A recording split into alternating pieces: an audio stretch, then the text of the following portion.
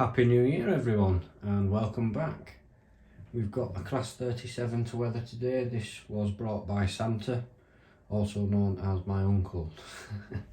So this one we're going to do slightly different to what we would normally do, and we're going to remove the body and treat them as two separate parts.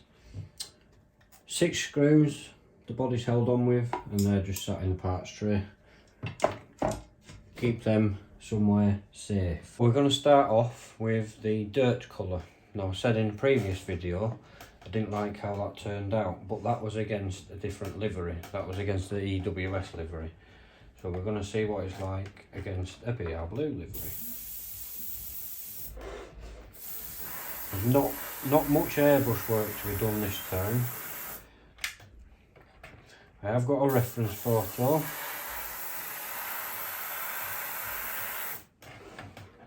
But I'm not going to show it just because copyright issues.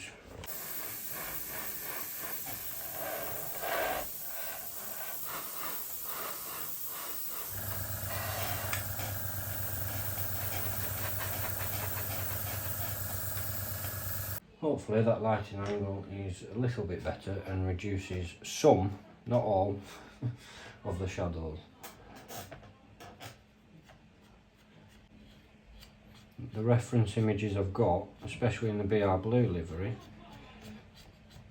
it seems to be the ends, the nose, that seems to be the heavy weathered part. The sides, a bit of dirt flicked up the side, which is what I'm doing now.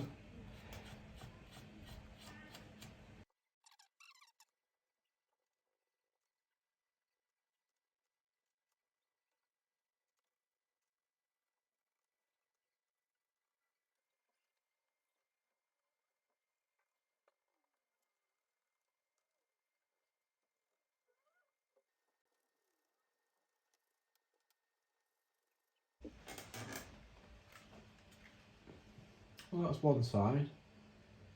He's toning down and stuff yet. Stage 1. I'm going to flip it around, do the other side.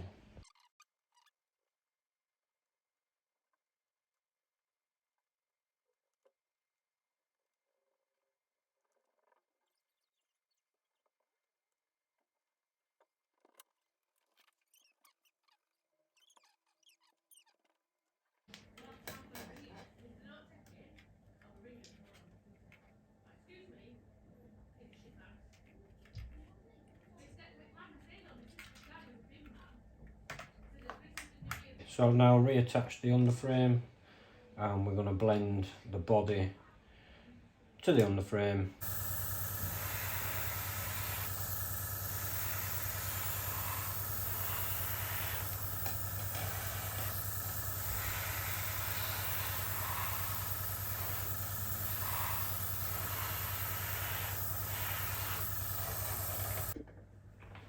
Well, that's the airbrush away now, and we're moving on to some powders. We're going to start off with black smoke.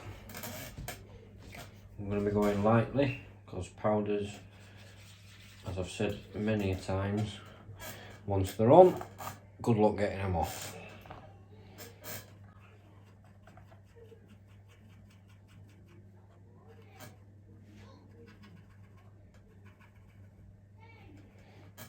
So this Locomotive, this Class 37, started out as D6398, and in February of 1974 it was renumbered to 37238. I don't know much history about this. I have searched Google for quite a while.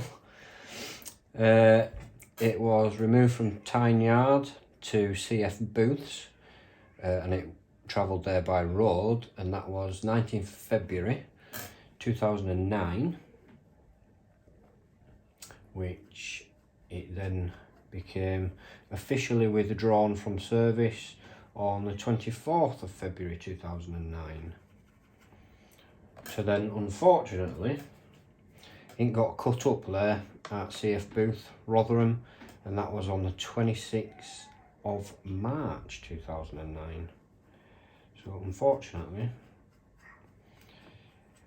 it was cut into many pieces. If you do know any history about this loco, please leave it in the comments, because I would definitely be interested in learning more about it. Okay, so now I'm going to get a different brush, clean and dry, and we're going to sort of effectively dry brush over that powder that we've just applied. Just lightly touching the surface and flicking it. And already it's just smoothed the harshness of the powder.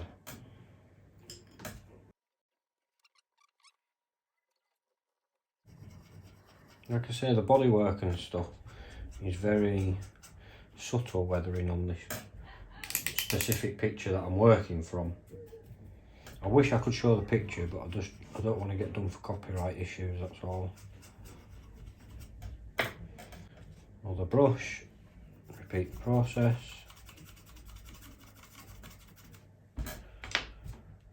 We are just going to apply a bit more down here, get that blended in with that dirt colour.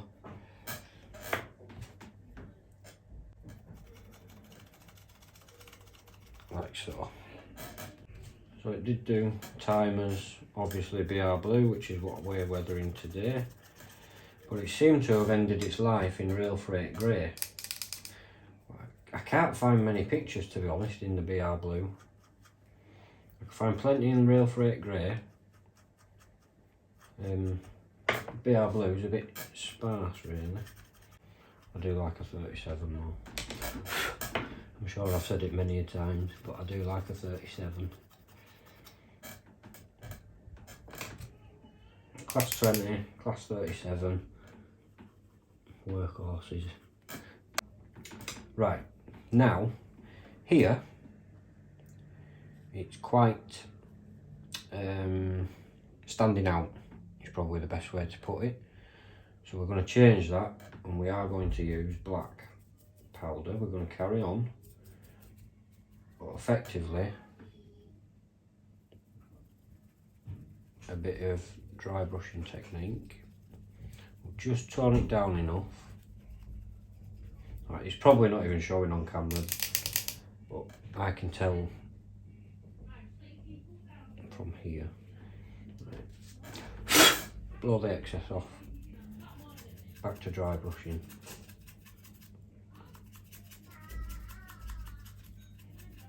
That's better. I'm already happy with that. Like I say, the camera's probably not picking up what I'm seeing. I'm going to flip it round, repeat the process with powders. Just not applying as much.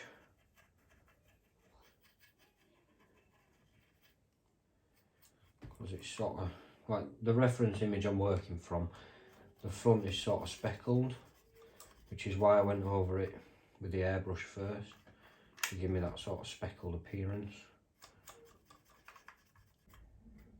Just pulling it down at the top just with what's already on the brush from flicking it over the previous ones.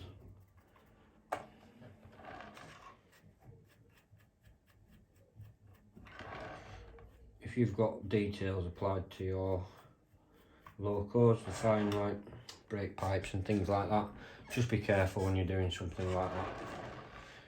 Last thing you want to do is put all this effort in and break one off.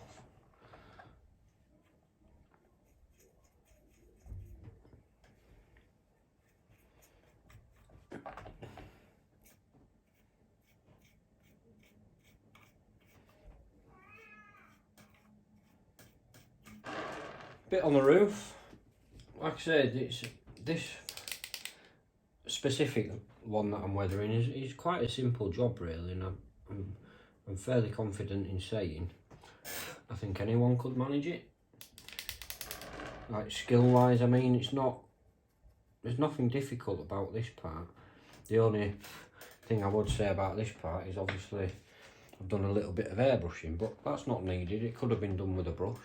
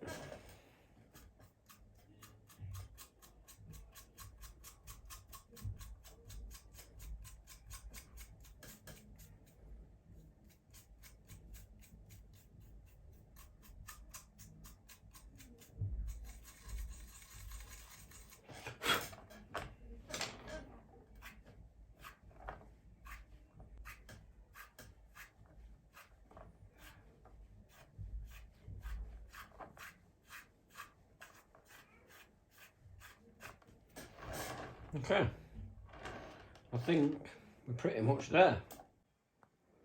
Like I've said, simple, effective. Anyone with a paintbrush can achieve this effect. The airbrushing at the bottom doesn't have to be done with an airbrush at all, just makes it that little bit easier. Well, thank you for watching. That is the 37 weathered. As mentioned, it just needs a matte varnish now. Hopefully next week we'll be back to normal, back working on the layout. With it being Christmas and New Year, I'm waiting for deliveries. I've got 2 deliveries coming from Goodwood Scenics to continue with the scrapyard, and I've also got a new locomotive coming from Rails of Sheffield. So stay tuned, hit that subscribe button, and I'll see you on the next one.